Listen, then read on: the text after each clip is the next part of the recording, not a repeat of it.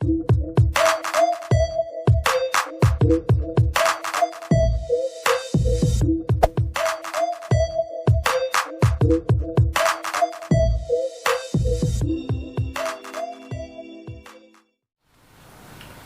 assalamualaikum warahmatullahi wabarakatuh. Jadi di sini pada video kali ini saya akan menerangkan kembali tentang 10 materi yang telah dipresentasikan oleh teman-teman di kelas B khususnya. Jadi di materi yang pertama saya akan membahas tentang file. Yang pertama, apa itu file? Nah, file sendiri di sini pengertian file yaitu merupakan isim marfu yang dibaca rofa yang menjadi pelaku pekerjaan serta kedudukan terletak setelah fiil atau sibu fiil.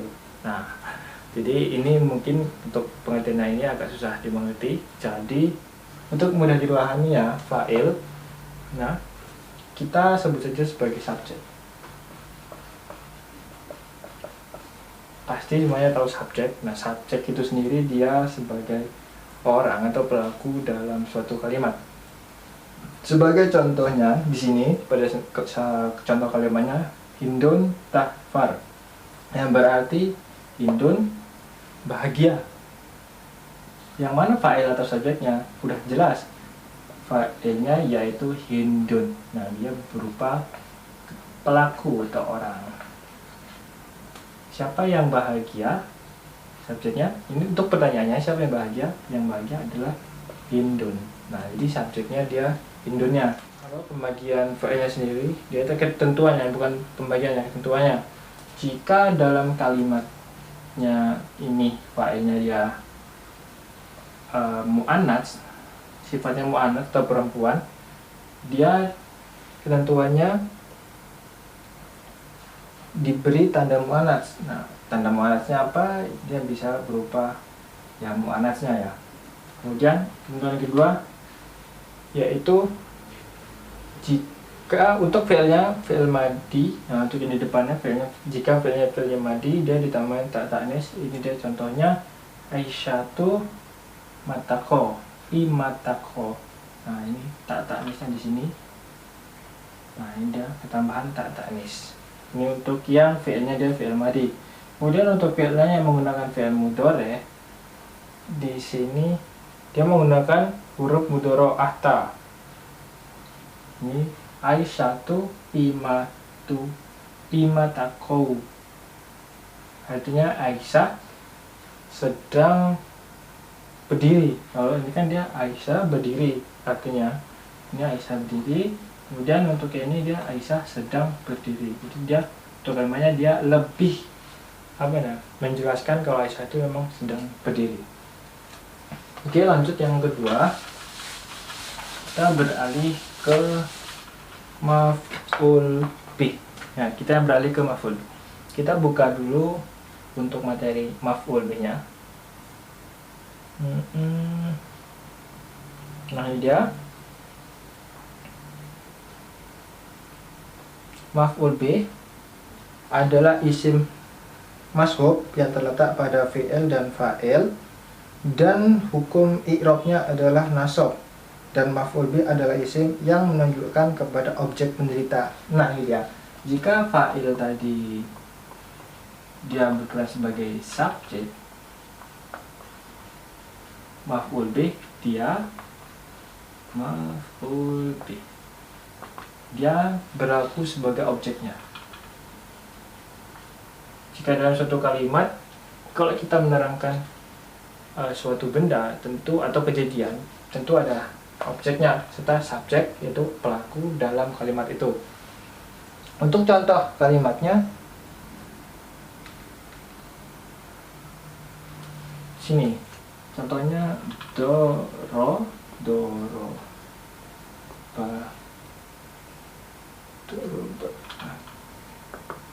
tun Zaid. Nah, jangan Zaid, kita ubah ke nama saya sendiri, Joko. Untuk maf'ul bih-nya sendiri dia terletak pada Jokonya di sini. Maf'ul bih Zaidan. Zaidan. Saya mau nah ya benar, ini maf'ul bih Joko. Untuk di fa'il mungkin fa'il ya, untuk ini fa'il dia subjek. Subjeknya dia ini jadi subjek. Kalau di fa'il dia subjek ya, nama orang jadi subjek yang ini. Tetapi kita lihat dulu pola kalimatnya. Di sini kalimatnya dorobatun saya. Jadi saya memukul Joko. Nah, ini kalimat Joko.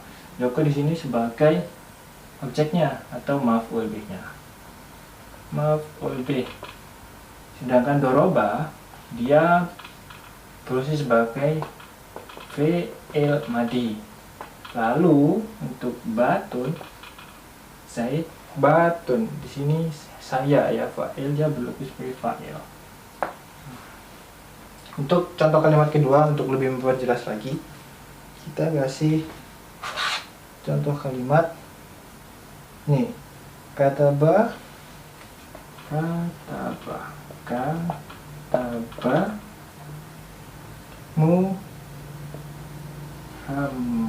Muhammadun ad-darisu. Sini kataba Muhammadun ad-darisu. Sini kita jadi bagi menjadi 3. Yang mana maf'ul bihnya, yang mana fa'ilnya, yang mana fi'ilnya. Yang di sini kataba dia sebagai fi'ilnya, tepatnya sebagai fi'il madi. Fi'il madi juga seperti sama contoh kalimat yang di atas. Kemudian Muhammad ad-darisu. Muhammad dia sama fungsinya ini, susunannya sama, itu dia fi'il, fa'il, maf'ul bih untuk urutannya. Karena ini polanya kita menggunakan yang pertama yaitu maf'ul bihnya di akhir kalimat. Nanti kita berikan untuk yang di tengah ataupun yang di awal kalimat bagaimana rumusnya. Sini fi'il madi, kata apa? Fi'il madi Muhammad di sini subjek, sebagai subjek atau fa'ilnya. Kemudian ad-darisu, nah di sini objeknya atau kita sebut maf'ul bihnya. Lalu untuk ketentuannya, seperti yang saya katakan tadi, ketentuannya dia ada 3, yaitu maf'ul bih di awal kalimat, di tengah kalimat, sama di akhir kalimat. Ini tergantung kalimatnya dan bisa, semuanya bisa. Kita jelaskan. Kita buka. Ini dia.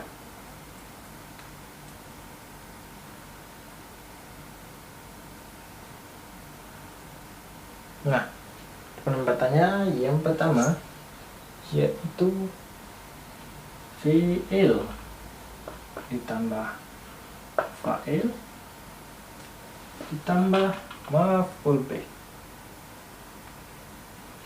Maf'ul bih. Nah, di sini maf'ul bihnya di akhir kalimat. Seperti contohnya tadi kan, dia di akhir kalimat. Kemudian ini juga ada dia maf'ul bihnya di tengah kalimat. Rumusnya fa'il tetap di depan. Fa'il kita pindahkan di sini maf'ul bihnya.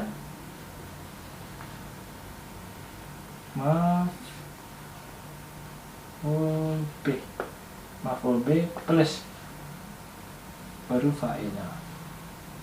Fa'il. Ini dia. Untuk yang pola pertama yaitu maf'ul bihnya dia berada di akhir kalimat. Lalu untuk yang rumus kedua yaitu maf'ul bihnya di kalimat, di tengah-tengah kalimat.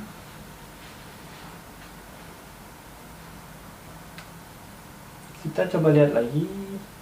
Oke, mungkin cukup 2 ini dulu untuk contoh maf'ul bihnya.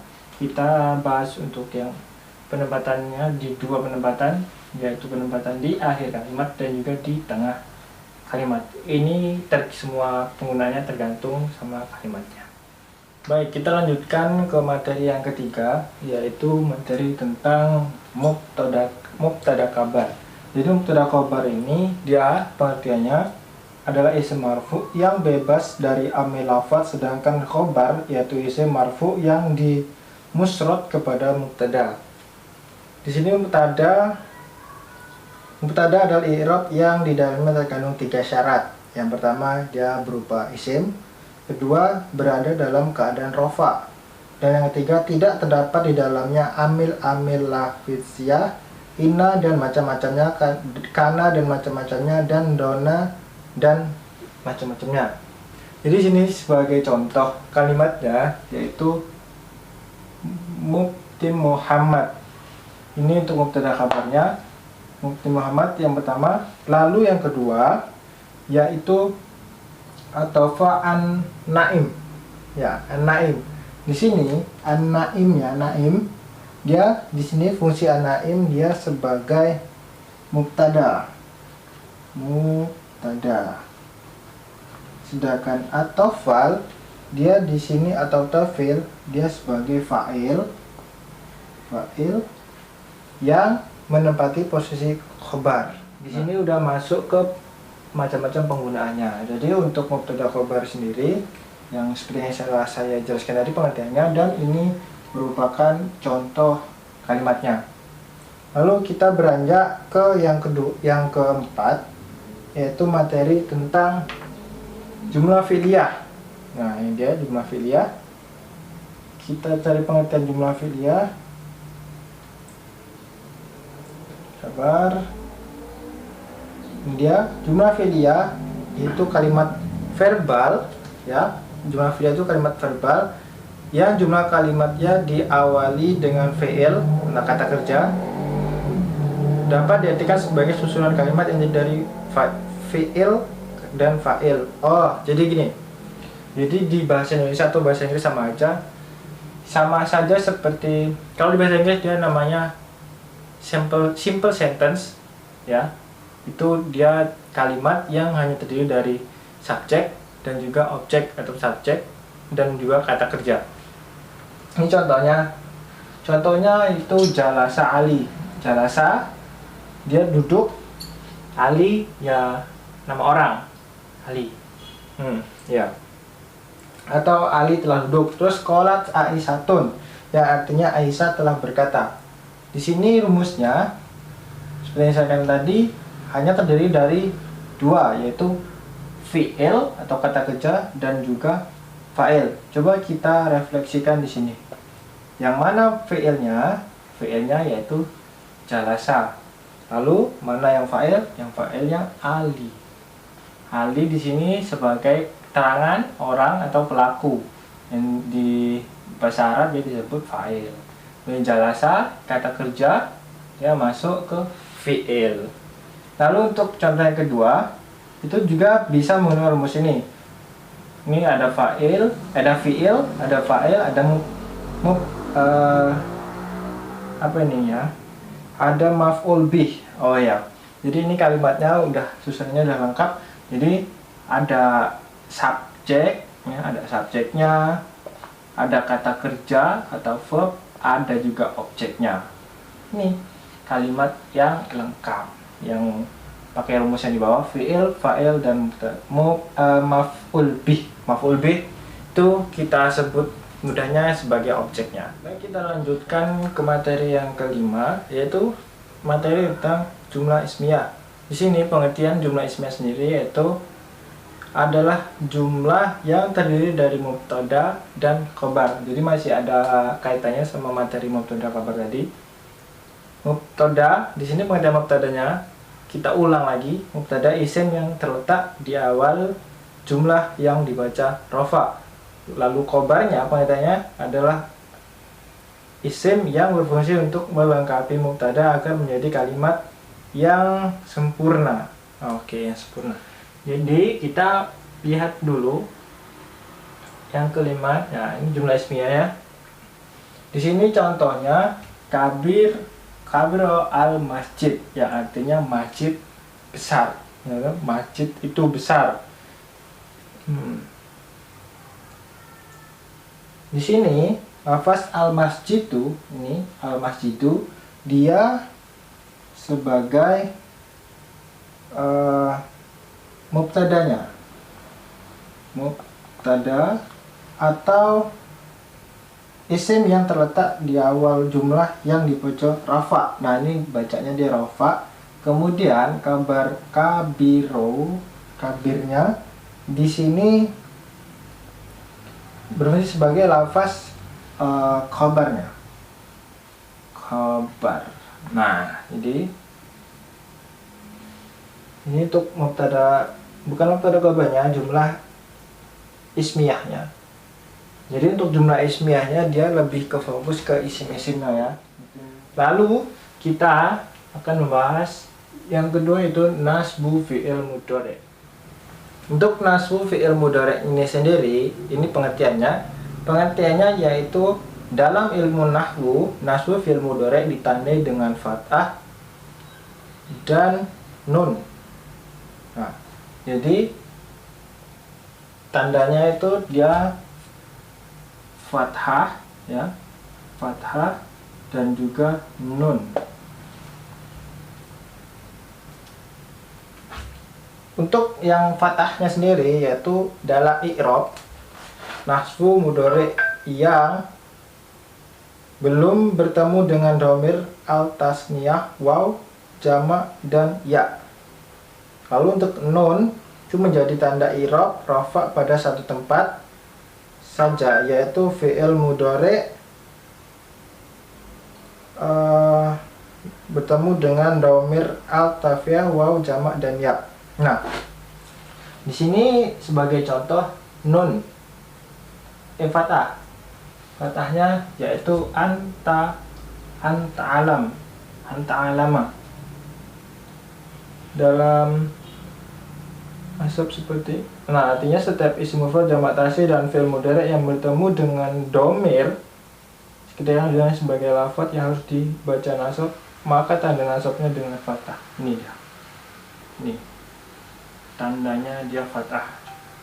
Anta alama. Ini semuanya fathah ya, pakai fathah semuanya. Lalu membuang nun. Nah, ini ada banyak pembagiannya. Untuk membuang nun sendiri, dia ada bertemu dengan dhamir al-fasniyah, dhamir wajama, dhamir wawujama, dan mukhotabah. Untuk yang dicontoh saya menggunakan dhamir mukhotabah. Ini contohnya.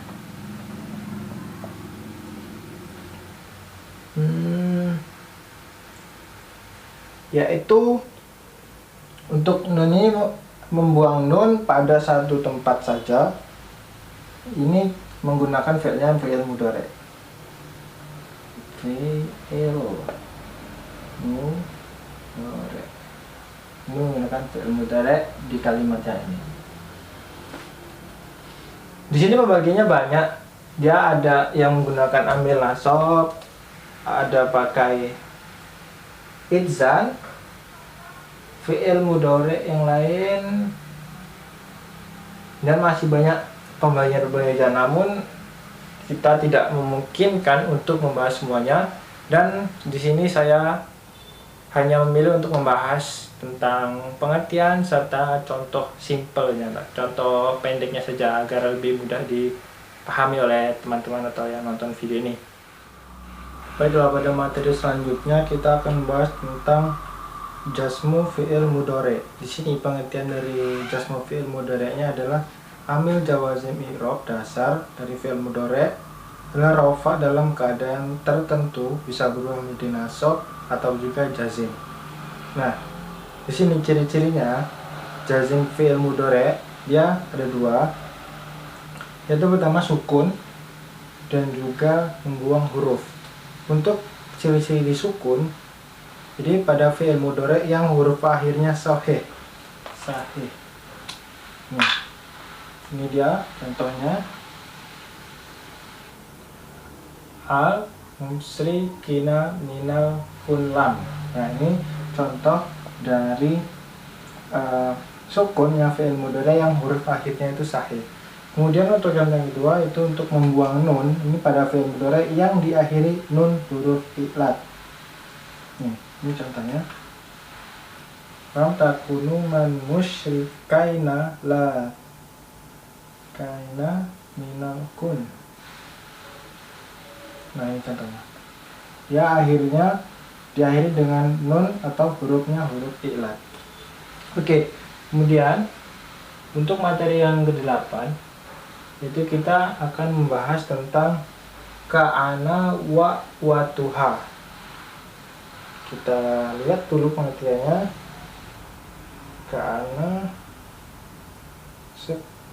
wa watuha. Ini dia. Ini ka'ana ya, bukan ka'ana, tapi ka'ana ini huruf. Bukan hurufnya. Ka'ana merupakan salah satu amil yang dapat masuk serta masuk terhadap susunan mubtada. Wah, ini yang kemarin masih berhubungan ya semuanya, Bang. Ka'ana dan saudara-saudaranya. Untuk contoh ka'ana, nih. Contohnya yaitu ka'ana, ini ka'ana ya. Ini yang kita pakai, ini ka'ananya. Ka'ana Zaidun qa'iman. Artinya adalah Zaid berdiri. Nah, jadi kalimat ini menunjukkan atau menerangkan bahwa si Zaid ya, nama orang, dia sedang berdiri. Jadi fungsi dari ka'ana ini sendiri yaitu kalimat yang menerangkan suatu keadaan, baik itu ya seperti contohnya ini ka'ana Zaidun qa'iman. Ka'ana sini kalimatnya menerangkan atau menunjukkan serta menjelaskan bahwa Zaid itu sedang berdiri. Nah, ka'ana sendiri ini dia fungsinya memang untuk memperkuat keadaan, menunjukkan suatu keadaan. Jadi keadaan sedang berdiri, sedang bertidur. Nah, itu dia pakainya ka'ana. Lalu ka'ana ini dia teman-temannya banyak. Nih, seperti contohnya ada amsa. Kalau ka'ana sendiri dia keadaan, kalau amsa dia lebih ke waktu. Amsa waktu sore. Lalu ada ashai waktu duha dan segala macam, banyak sekali. Dan untuk ka'ana sendiri dia itu lebih menunjukkan suatu keadaan. Seperti berdiri tadi, contohnya berdiri, yaitu menunjukkan orang sudah berdiri. Jadi teman-teman bisa merubahnya ke kalimat lain seperti sedang duduk, tertidur dan segala macam. So iman. Nah, ini untuk contoh yang lainnya. Ini Zaidun so iman dola. Pada contoh kalimat ini yaitu Zaidun so iman dola, yang artinya Zaid sedang berpuasa di siang hari. Nah, di sini dolanya menunjukkan waktu siang hari. Nah, nih, jadi bisa disimpulkan bahwa ka'ana itu untuk menunjukkan suatu keadaan. Lalu untuk dola, ada yang lain, ada dola, ada isma atau tadi itu untuk menunjukkan waktu siang hari, duha, sore, pagi. Nah, jadi fungsi dari ka'ana dan kawan-kawannya itu sebagai dalam bahasa Indonesia keterangan. Nah ya, SPOK, ada subjek, ada predikat, ada objek, dan juga ada keterangannya. Jadi subjeknya di sini, subjeknya untuk bahasa Arab dia fa'il untuk subjeknya, predikat atau verbnya dia fi'il, lalu objeknya itu kemarin itu maf'ul bihnya. Nah, lalu k-nya keterangannya itu dia ka'ana. Oke, kita lanjut ke materi yang selanjutnya. Oke, untuk materi yang selanjutnya yaitu inna wa ahwatuha, yang mana pengertiannya inna ahwatuha dan teman-teman yang lainnya seperti ka'ana tadi, atau kelompok kata depan yang mendahului sebuah isim.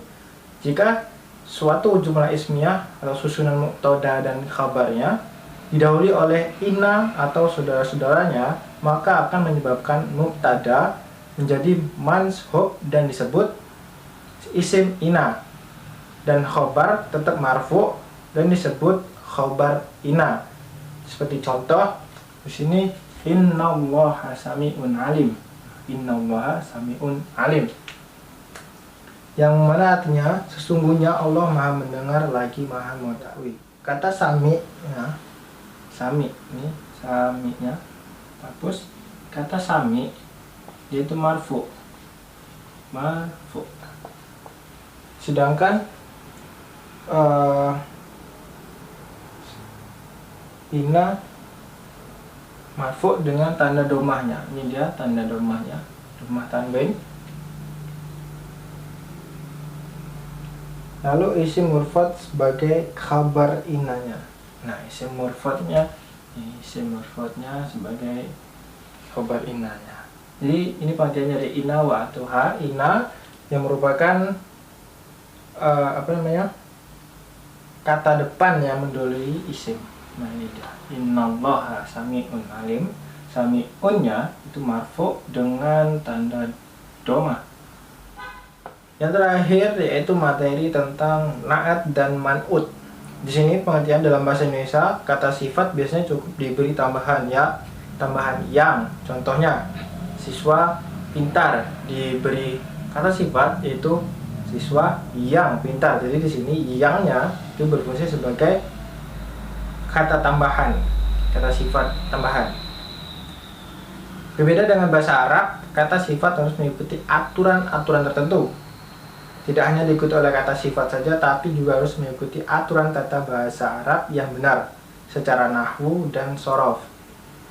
Berikut ini penjelasan kata sifat naat dalam bahasa Arab. Nah, naat bisa juga sebagai kata sifat. Kita sebut saja naat itu sebagai kata sifat. Itu sesuatu yang disebutkan setelah isim, kata benda. Untuk menjelaskan gambaran keadaan atau keadaan yang berhubungan dengan isim tersebut, adapun maknut adalah isim yang disifati.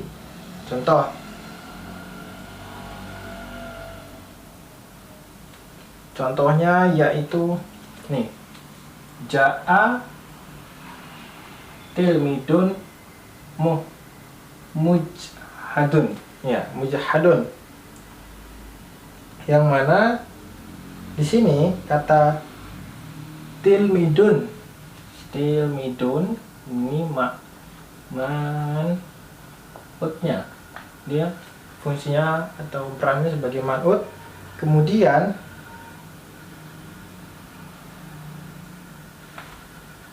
majtahidun adalah naatnya. Ini naatnya. Jadi untuk tilmidun tadi man'ut yang disifati. Keduanya yaitu disifati. Baiklah, itulah tadi 10 materi yang telah disampaikan oleh teman-teman sebelumnya, dan saya ulang kembali materinya agar lebih paham lagi. Mungkin itulah tadi pengetahuan saya tentang 10 materi yang telah disampaikan, dan semoga video ini bisa bermanfaat dan juga bisa mendapatkan nilai yang bagus. Ya, terserah sama dosennya sih ya. Cukup sekian, terima kasih dan syari. Wassalamualaikum warahmatullahi wabarakatuh.